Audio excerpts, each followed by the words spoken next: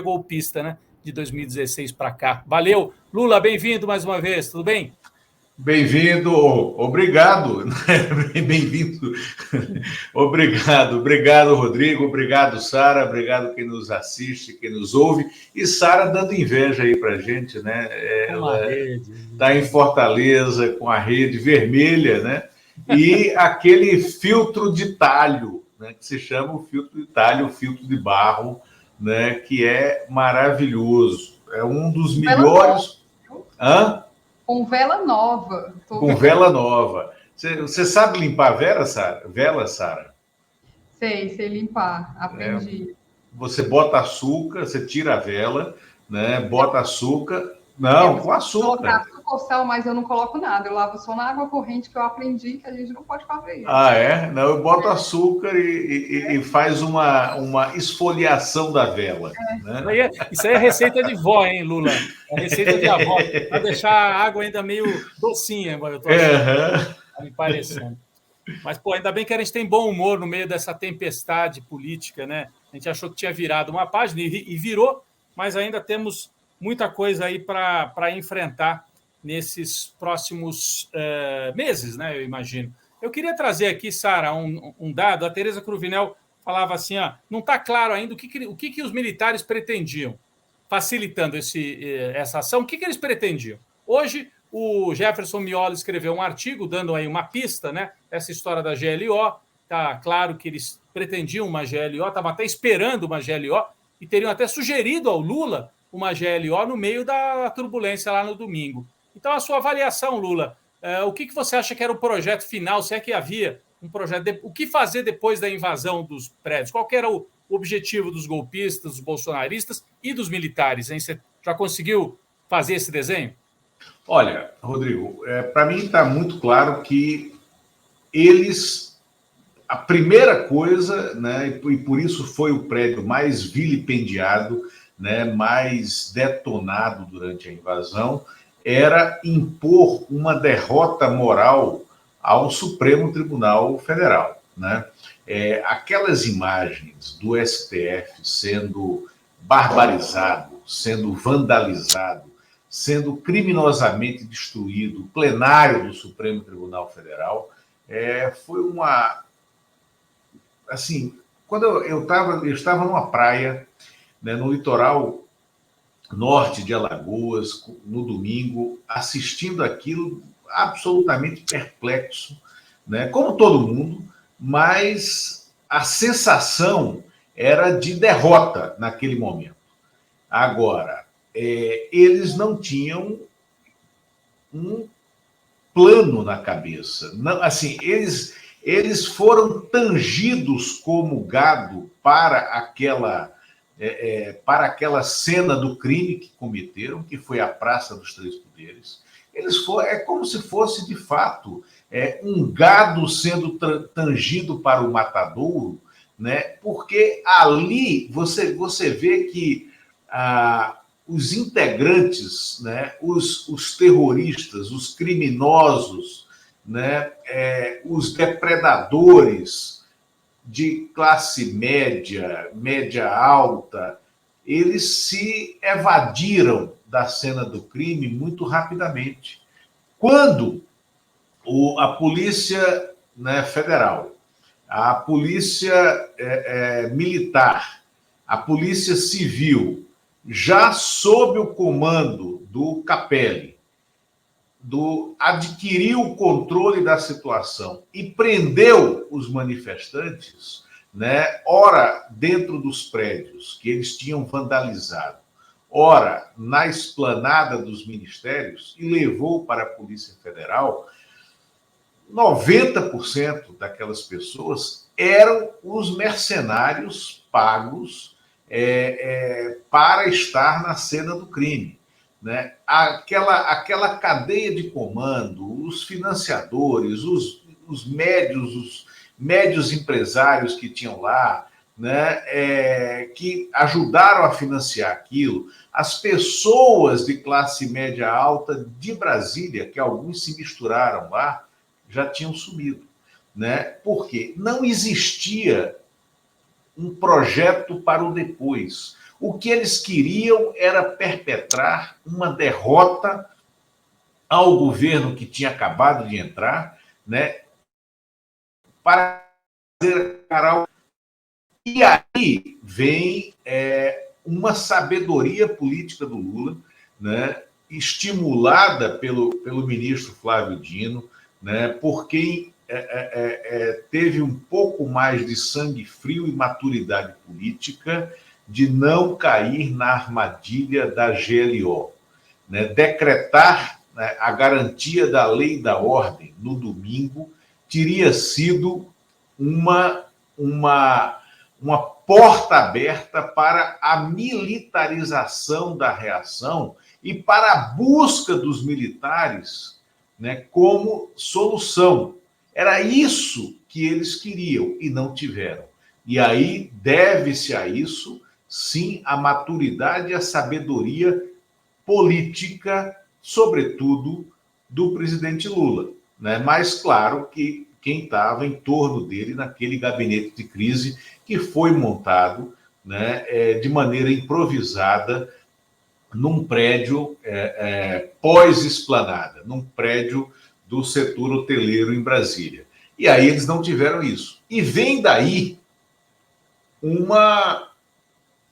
é evidente, né, o que está acontecendo na esteira disso, o enfraquecimento de uma pessoa que chegou à equipe ministerial como um grande desatador de nós, como um grande negociador, e que falhou nesse momento crucial, que foi o ministro da Defesa, José Múcio, né? Muito criticado internamente, muito combatido internamente, né? Aí o Lula começou a ouvir, né, setores de dentro do PT, da base do PT, que foram muito críticos à nomeação do Zé Múcio. O Lula tem ouvido com mais dedicação esses setores, já tomou uma decisão que eu encaro como uma decisão crucial nesse momento para frente, que foi tirar a ABIN, a Agência Brasileira de Informações, de Inteligência, de dentro do GSI e desmilitarizar a ABIN. A ABIN deverá ser realocada agora para o guarda-chuva, para ficar embaixo do guarda-chuva do Ministério da Casa Civil. E isso não é um detalhe, isso é fundamental, porque a ABIN ela surge do antigo SNI militar, ela surge no governo Collor, ela surge com uma face civil, mas ainda militarizada no governo Collor.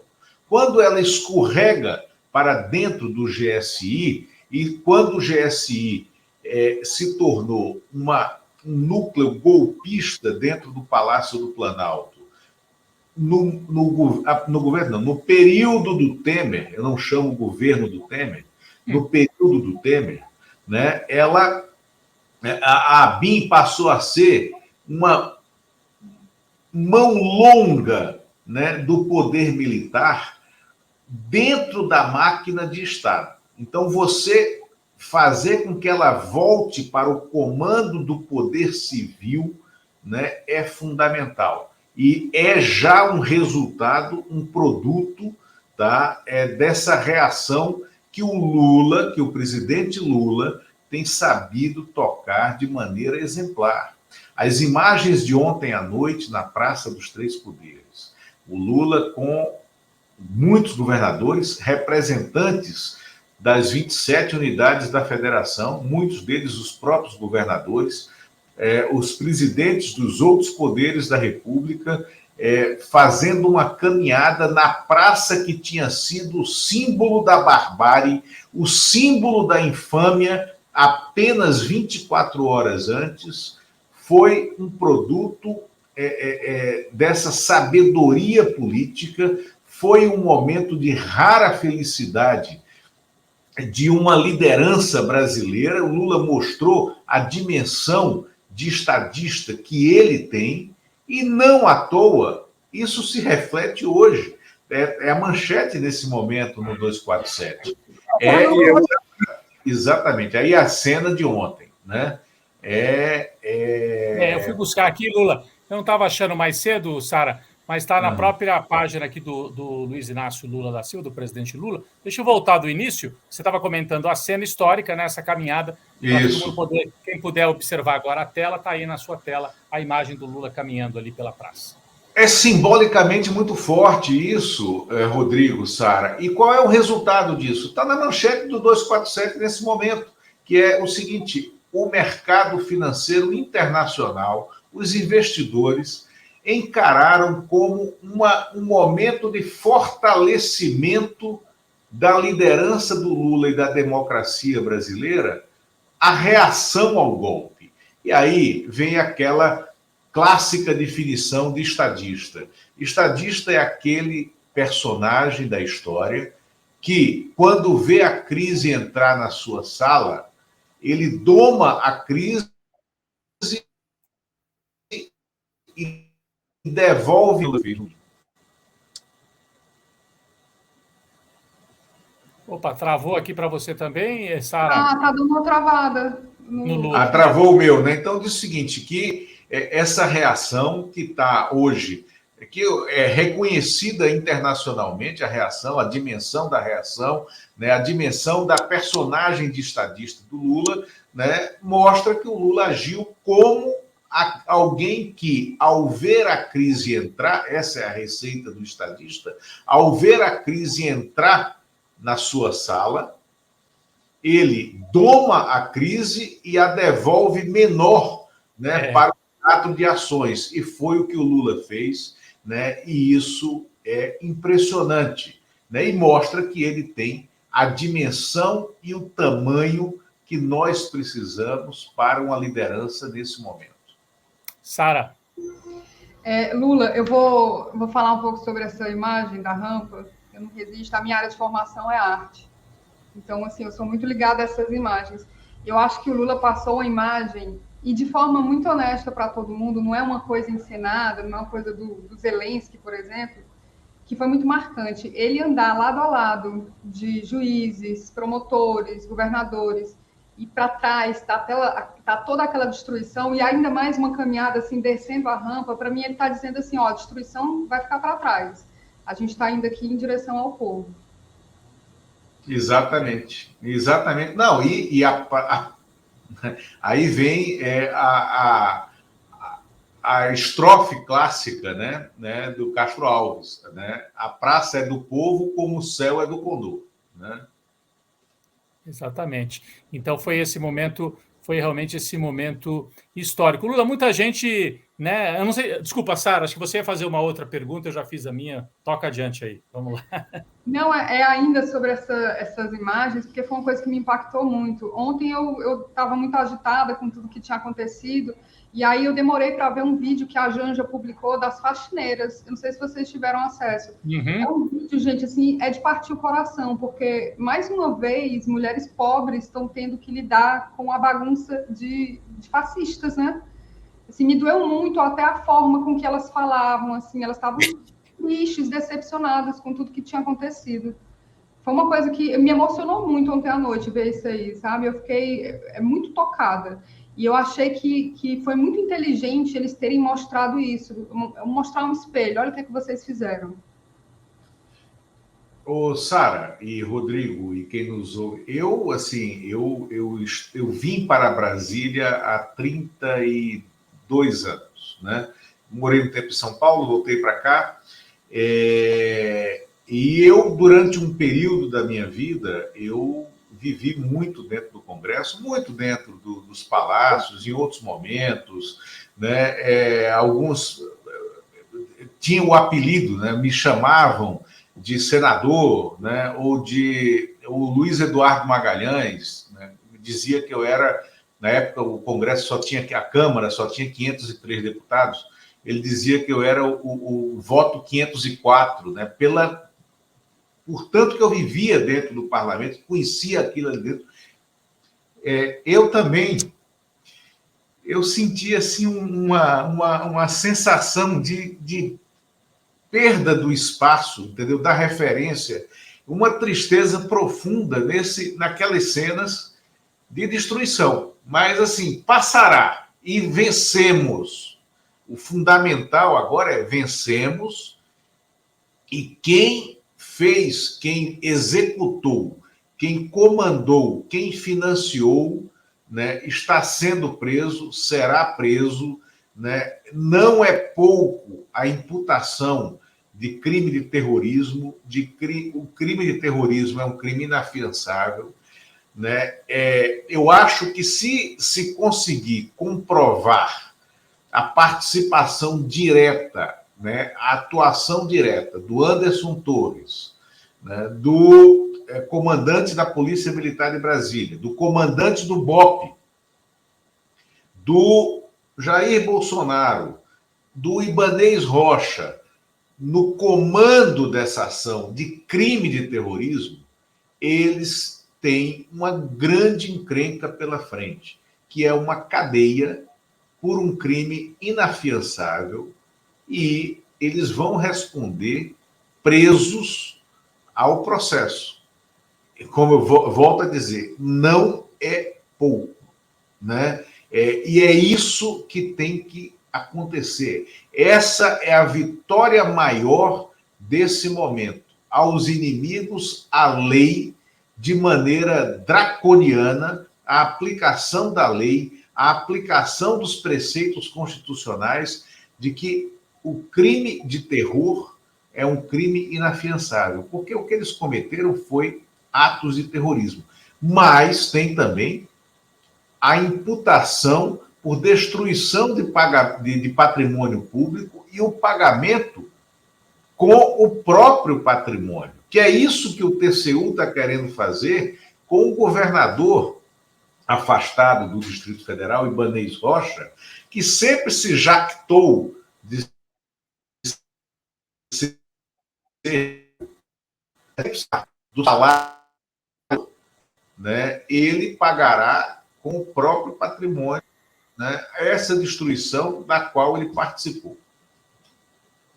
Muito bem, muito bem. Eu coloquei na tela, Sara, o pessoal até pediu para colocar com o áudio, né, para que a gente possa ouvir a voz dessas mulheres que fizeram a limpeza do Palácio do Planalto. Posso colocar, Sara, aqui o vídeo? Você que sugeriu? Claro. Eu vou rodar aqui, Lula. Então é curtinho, está na conta da Janja. Quem quiser assistir, está na conta da Janja.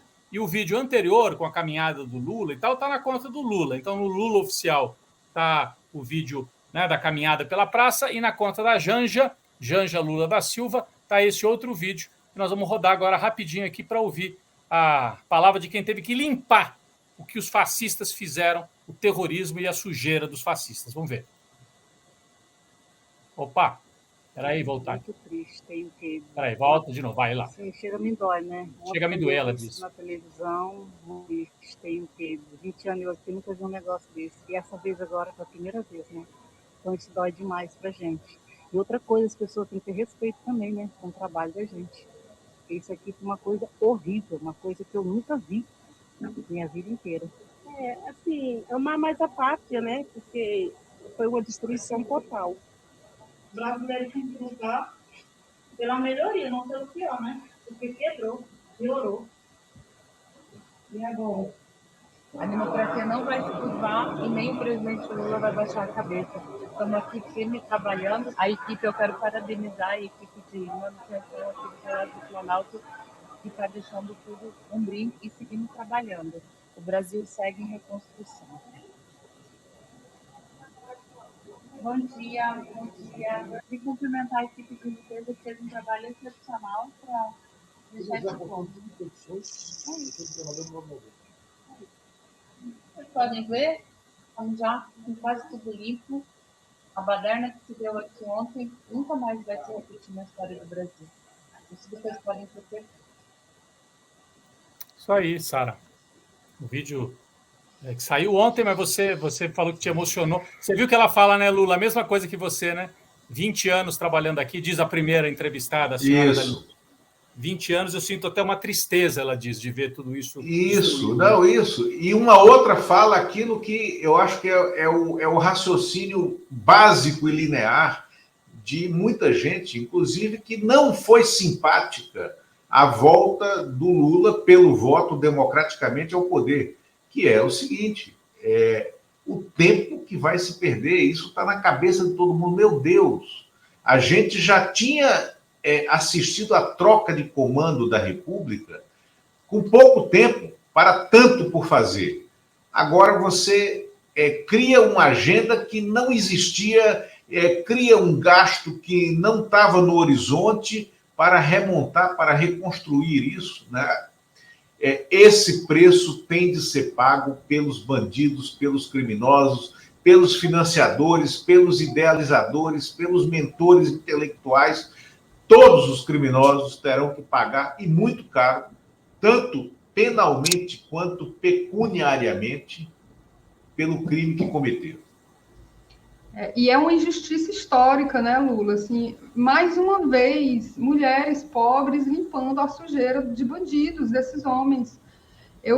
Olha, Rodrigo, alguém falou aqui no Superchat que eu nunca imaginei que eu ia bater palma para Alexandre de Moraes. Eu nunca imaginei que eu, emocionada, fosse pensar na Simone Tebet, porque no discurso dela, de posse, ela fala que é muito triste, é lamentável que a face mais pobre do Brasil seja de uma mulher preta e nordestina. E são essas mulheres que estão tendo que limpar, né? Isso foi por isso que me emocionou muito, assim, realmente não é justo. Não é justo.